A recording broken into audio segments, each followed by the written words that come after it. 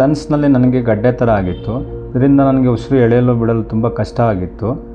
ನಡೆಯೋಕ್ಕಾಗ್ತಾ ಇರಲಿಲ್ಲ, ಮಾತಾಡೋಕ್ಕಾಗ್ತಾ ಇರಲಿಲ್ಲ, ಮಲ್ಕೊಳ್ಳೋಕ್ಕಾಗ್ತಾ ಇರಲಿಲ್ಲ, ಯಾವ ಕೆಲಸ ಕೂಡ ನನಗೆ ಮಾಡೋಕ್ಕಾಗ್ತಾ ಇರಲಿಲ್ಲ.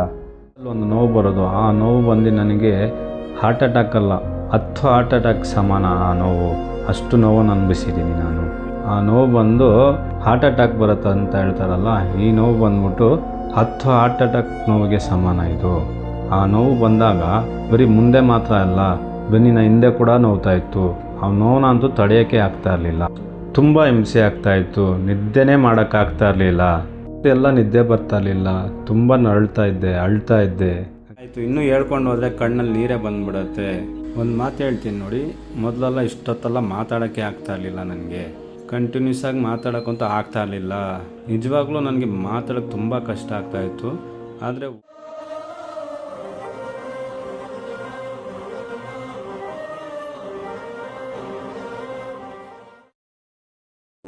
ಇದು ತಮಿಳು ಭಾಷೆಯ ವಿಡಿಯೋ. ಉತ್ತಮ ಅರ್ಥ ಮಾಡಿಕೊಳ್ಳಲು ನಾವು ಇದನ್ನು ಕನ್ನಡ ಭಾಷೆಗೆ ಡಬ್ ಮಾಡಿದ್ದೇವೆ. ಮೂಲ ವಿಡಿಯೋ ನೋಡಲು ನಮ್ಮ ಡಿಸ್ಕ್ರಿಪ್ಷನ್ ಬಾಕ್ಸ್ ಅಥವಾ ಮೊದಲ ಕಾಮೆಂಟ್ದಲ್ಲಿ ಪರಿಶೀಲಿಸಿ.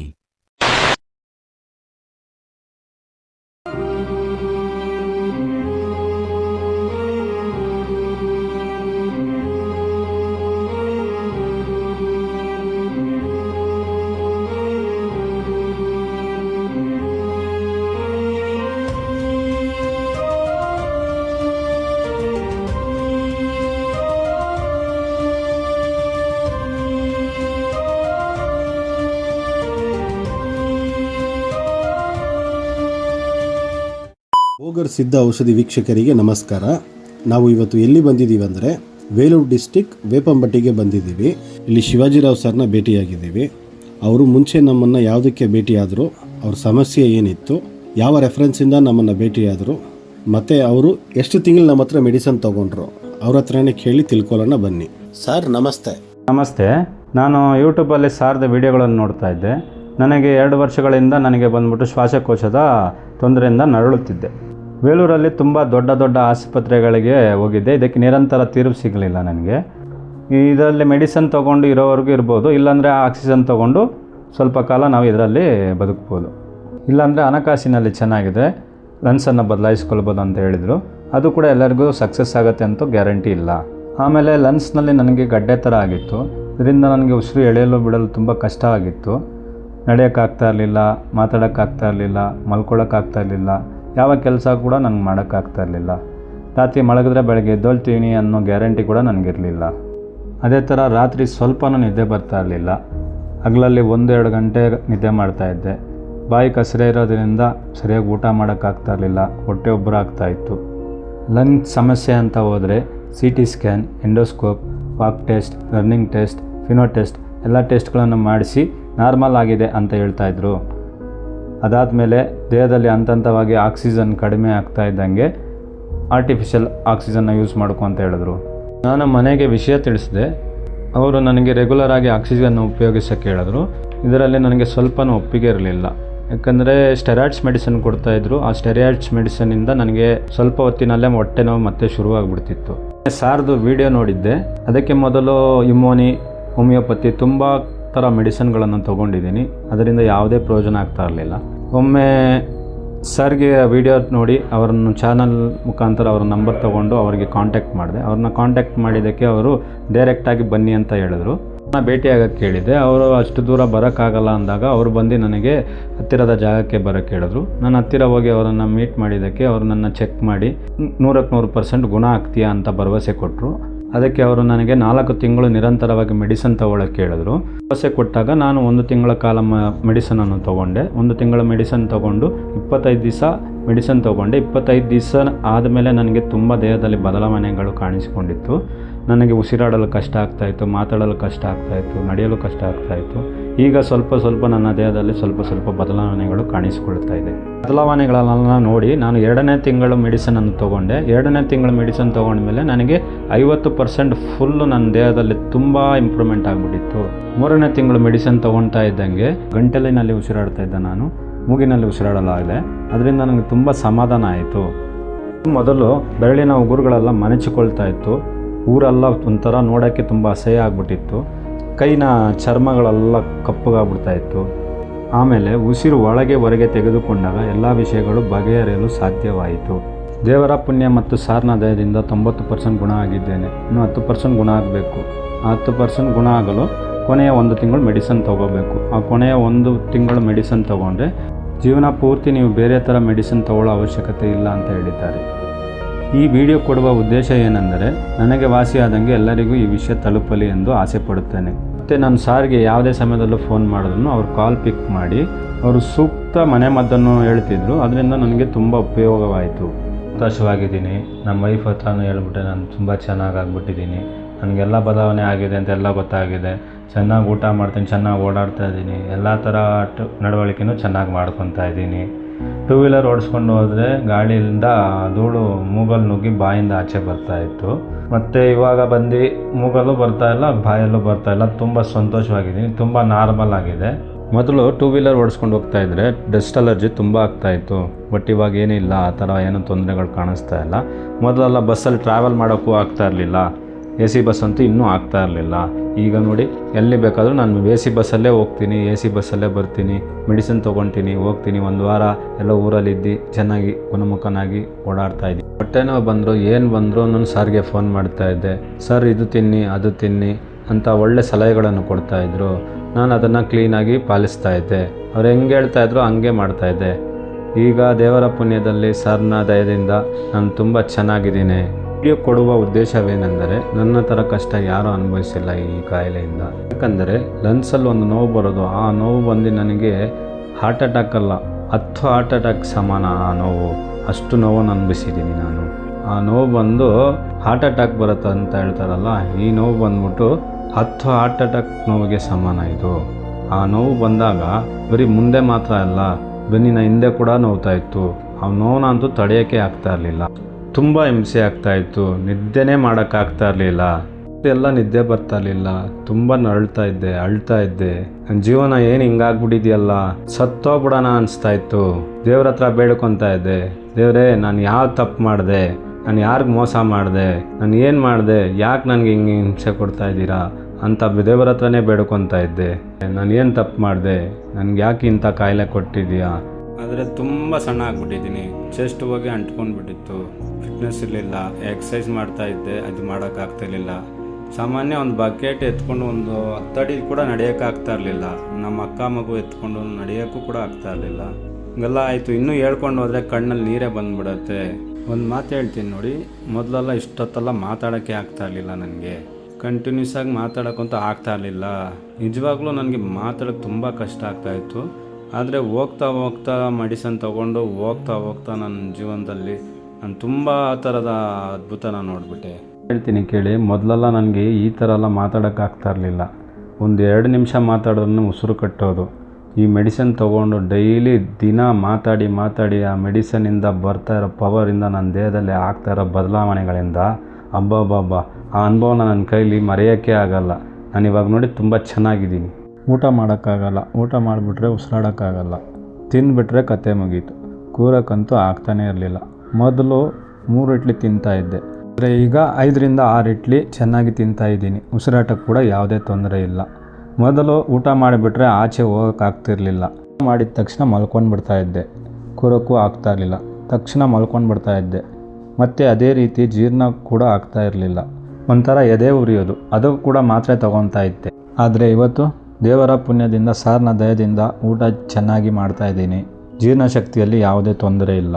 ನಿದ್ದೆ ಕೂಡ ಚೆನ್ನಾಗಿ ಮಾಡ್ತಾಯಿದ್ದೀನಿ. ಆಚೆ ಹೋಗಿ ತಿರುಗಾಡಿಕೊಂಡು ಬರ್ತಿದ್ದೇನೆ. ಈಗ ನನ್ನಿಂದ ನನ್ನ ಎಲ್ಲ ಕೆಲಸಗಳನ್ನು ನಾನೇ ಮಾಡಿಕೊಳ್ಳೋಕ್ಕಾಗುತ್ತಾ ಇದೆ.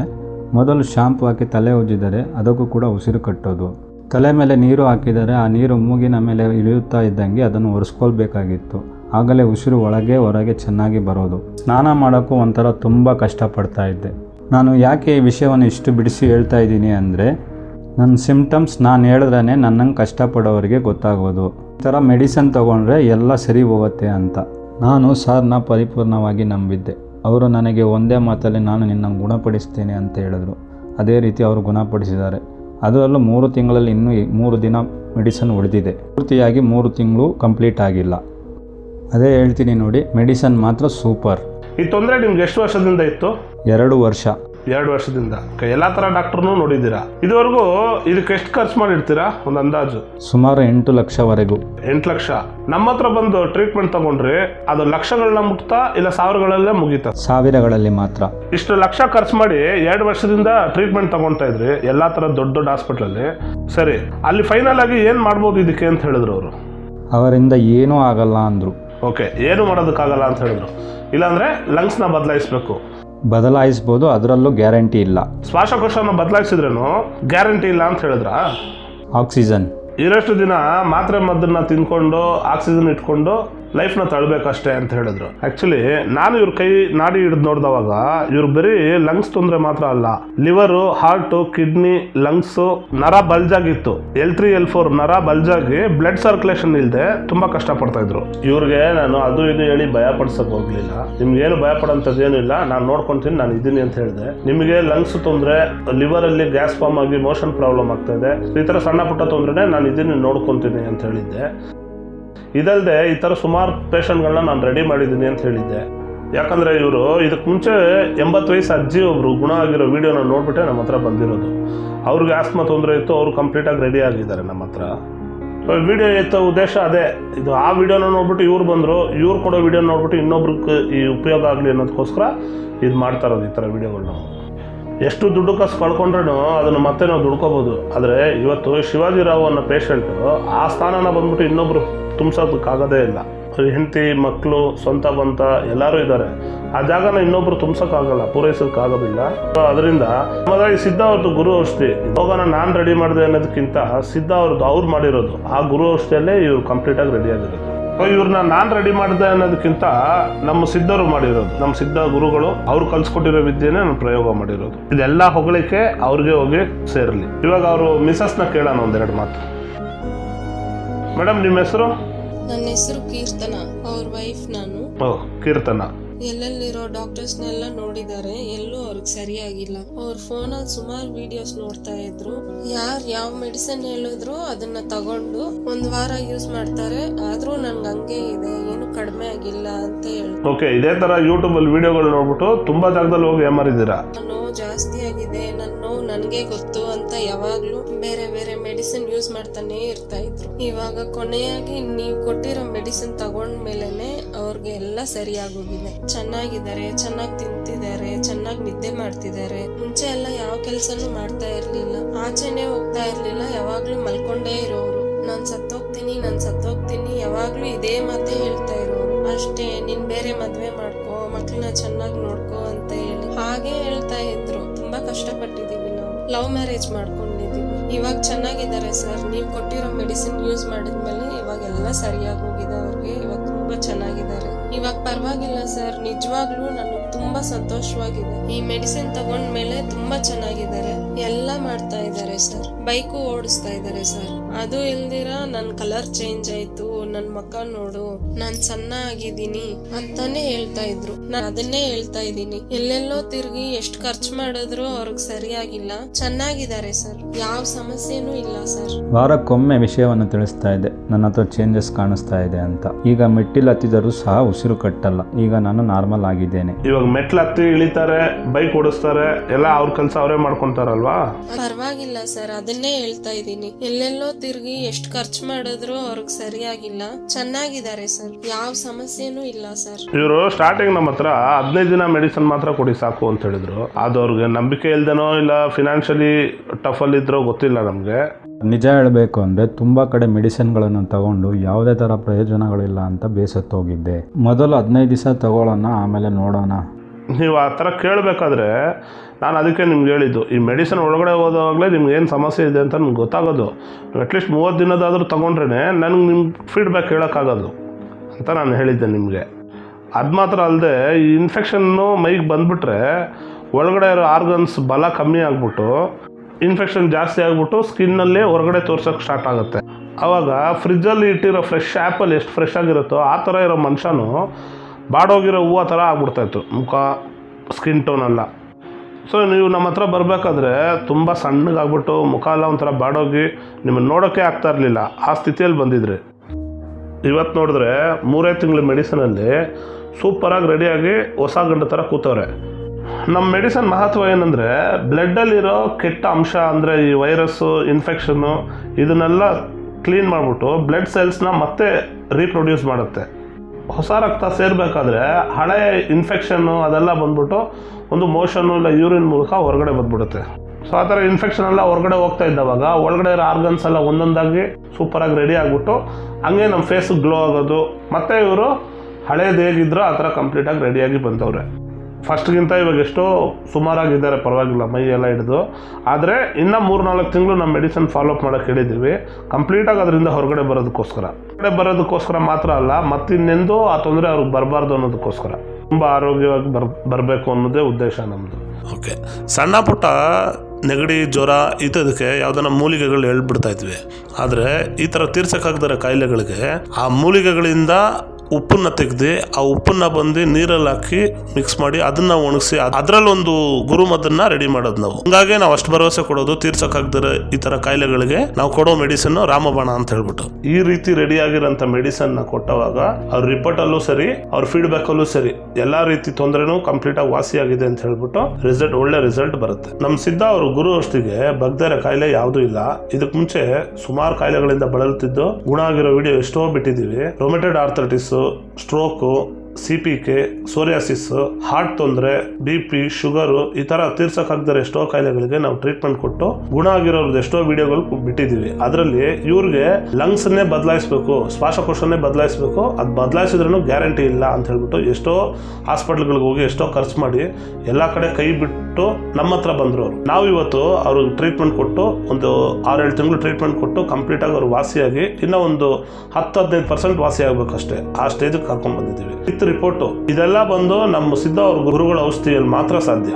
ಗುರು ಔಷಧಿ ಒಂದು ದಿನಕ್ಕೆ 12 ವೇಳೆ ಅಂದ್ರೆ ಎಲ್ಲ ಅಕ್ಕಿ ಕಾಳು ಅಷ್ಟಿರುತ್ತೆ. ಪಥ್ಯ ಇದ್ಬಿಟ್ಟು ಕರೆಕ್ಟಾಗಿ ಫಾಲೋ ಮಾಡ್ಕೊಂಡು ಬಂದ್ರೆ ನಮ್ಮ ಮೆಡಿಸಿನ್ ತಗೋಬೇಕಾದ್ರೆ ಹುಣಸೆ ಹಣ್ಣು, ನಿಂಬೆ ಹಣ್ಣು, ಹಾಗಲಕಾಯಿ, ಕುಂಬಳಕಾಯಿ, ಈ ಗ್ಯಾಸ್ ಉತ್ಪನ್ನ ಮಾಡುವಂಥ ಕಾಳು, ಗೆಣಸು ಐಟಮ್ಗಳು ತಗೋಬಾರ್ದು, ಆಲ್ಕೋಹಾಲ್ ತಗೋಬಾರ್ದು, ಮೊಟ್ಟೆ, ಮಾಂಸ ಯಾವುದು ತಗೋಬಾರ್ದು. ಇದನ್ನ ಪಥ್ಯ ಇದ್ಬಿಟ್ಟು ಕರೆಕ್ಟಾಗಿ ಫಾಲೋ ಮಾಡ್ಕೊಂಡು ಬಂದ್ರೆ ಕಂಪ್ಲೀಟಾಗಿ ವಾಸಿ ಆಗ್ತಾರೆ. ಮತ್ತೆ ಇನ್ನೆಂದಿಗೂ ಅವ್ರ ತೊಂದರೆ ಬರೋದಿಲ್ಲ. ಅದಾದ್ಮೇಲೆ ಅವರು ಆಹಾರ ಚಟುವಟಿಕೆಗಳನ್ನ ಸ್ವಲ್ಪ ಬದಲಾಯಿಸ್ಕೋಬೇಕಷ್ಟೇ. ಈ ಮೆಡಿಸಿನ್ ತಗೋಬೇಕಾದ್ರೆ ನಿಮ್ಗೆ ಸಣ್ಣ ಪುಟ್ಟ ತೊಂದರೆಗಳು ಬರೋದು, ಯಾಕಂದ್ರೆ ಅಷ್ಟು ದೊಡ್ಡ ಕಾಯಿಲೆ ಹೊರಗಡೆ ಹೋಗ್ಬೇಕಂದ್ರೆ ಸಣ್ಣ ಪುಟ್ಟ ತೊಂದರೆ ಬಂದೇ ಬರುತ್ತೆ. ಮೆಡಿಸಿನ್ ಒಳಗಡೆ ತಗೊಂಡಾಗ ಒಂದು ಸ್ವಲ್ಪ ಹೊಟ್ಟೆ ಉರಿಯೋದು, ಇಲ್ಲ ಒಂದು ಹೀಟ್ ಉಷ್ಣ ಜಾಸ್ತಿ ಆಗೋದು, ಈ ತರ ಸಣ್ಣ ಪುಟ್ಟ ತೊಂದರೆ ಬಂದವಾಗ ನಮಗೆ ಫೋನ್ ಮಾಡಿ ಕೇಳಿದವಾಗ ನಾವು ಮನೆ ಮದ್ದು ಹೇಳ್ತೀವಿ, ಅದ್ರಲ್ಲಿ ಅದು ಕಂಟ್ರೋಲ್ ಆಗ್ಬಿಡುತ್ತೆ. ಅದೇ ರೀತಿ ನಾನು ಫಾಲೋ ಮಾಡಿದೆ. ಕೆಲವೊಬ್ರು ಏನ್ ಮಾಡ್ತಾರೆ, ಮೆಡಿಸಿನ್ ತಗೊಂಡು ಒಂದು ವಾರ 10 ದಿನ ತಗೊಂತಾರೆ, ಏನಾದ್ರೂ ಒಂದು ಸಣ್ಣ ತೊಂದರೆ ಆಯ್ತಂದ್ರೆ ಈ ಮೆಡಿಸಿನ್ ನಮ್ಗೆ ಅಡ್ಜಸ್ಟ್ ಆಗ್ತಾ ಇಲ್ಲ, ಇದನ್ನ ನಾವು ತಗೋಬಾರ್ದು ಅಂತ ಹೇಳ್ಬಿಟ್ಟು ಅದನ್ನ ಸ್ಟಾಪ್ ಮಾಡ್ಬಿಡ್ತಾರೆ. ಅಂಥವ್ರು ನಾವೇನ್ ಹೇಳ್ತೀವಿ ಅಂದ್ರೆ, ಯಾವುದೇ ರೀತಿ ತೊಂದರೆ ಬಂದ್ರೂ ನಮ್ಮ ಹತ್ರ ಕೇಳಿದವಾಗ ನಾವು ಅದಕ್ಕೆ ಮನೆ ಮದ್ದು ಹೇಳ್ಬಿಡ್ತೀವಿ, ಅದರಲ್ಲೇ ಕಂಪ್ಲೀಟ್ ಆಗಿ ಅದು ವಾಸಿ ಆಗ್ಬಿಡುತ್ತೆ. ನೀವು ಅದನ್ನ ಕನ್ಫ್ಯೂಷನ್ ಮಾಡ್ಕೊಂಡು ಈ ಮೆಡಿಸಿನ್ ನಮ್ಗೆ ಅಡ್ಜಸ್ಟ್ ಆಗಲ್ಲ ಅನ್ನೋ ಇದರಲ್ಲಿ ಸ್ಟಾಪ್ ಮಾಡ್ಬಿಟ್ರೆ ಅದಕ್ಕೆ ನಾವು ಹೊಣೆಗಾರಲ್ಲ. ನಮ್ಮ ಮೆಡಿಸಿನ್ ಅಲ್ಲಿ ಯಾವುದೇ ರೀತಿ ಸೈಡ್ ಎಫೆಕ್ಟ್ ಇಲ್ಲ, ಅದು 100%. ಈ ತರ ಟ್ರೀಟ್ಮೆಂಟ್ ಕೊಟ್ಟು ಸರಿಯಾಯ್ತು ಅಂತ ನಾವು ಹೇಳೋದಕ್ಕಿಂತ ಅವ್ರ ಪೇಷಂಟು, ಅವ್ರ ಫ್ಯಾಮಿಲಿ, ಅವ್ರ ಬಾಯಲ್ಲಿ ಹೇಳಿಸ್ಬೇಕು ಅನ್ನೋದು ನಮ್ಮ ಉದ್ದೇಶ. ಹಂಗಾಗಿ ಈ ವಿಡಿಯೋ ತೆಗೆದಿರೋದು. ಯಾಕಂದ್ರೆ ಅವರು ಬಂದು ಇನ್ನೊಬ್ರು ಗುಣ ಆಗಿರೋ ಪೇಷಂಟ್ ವಿಡಿಯೋ ನೋಡ್ಬಿಟ್ಟೆ ನಮ್ಮ ಹತ್ರ ಬಂದಿದ್ದು. ಇವತ್ತು ಅವ್ರು ಗುಣ ಆಗಿರೋದು ನೋಡಿ 4 ಜನಕ್ಕೆ ಉಪಯೋಗ ಆಗಲಿ ಅನ್ನೋ ಉದ್ದೇಶದಲ್ಲಿ ಅವ್ರು ಕರೆದು ಈ ವಿಡಿಯೋ ಕೊಟ್ಟಿದ್ದಾರೆ. ಸರಿ ವೀಕ್ಷಕರೇ, ಇದೇ ರೀತಿ ತೀರ್ಸಕ್ಕಾಗದ ಕಾಯಿಲೆಗಳಿಂದ ಬಳಲುತ್ತಿದ್ದು ಗುಣವಾಗಿರುವಂಥ ಮತ್ತೊಂದು ವಿಡಿಯೋದಲ್ಲಿ ಭೇಟಿಯಾಗೋಣ. ನಮಸ್ಕಾರ.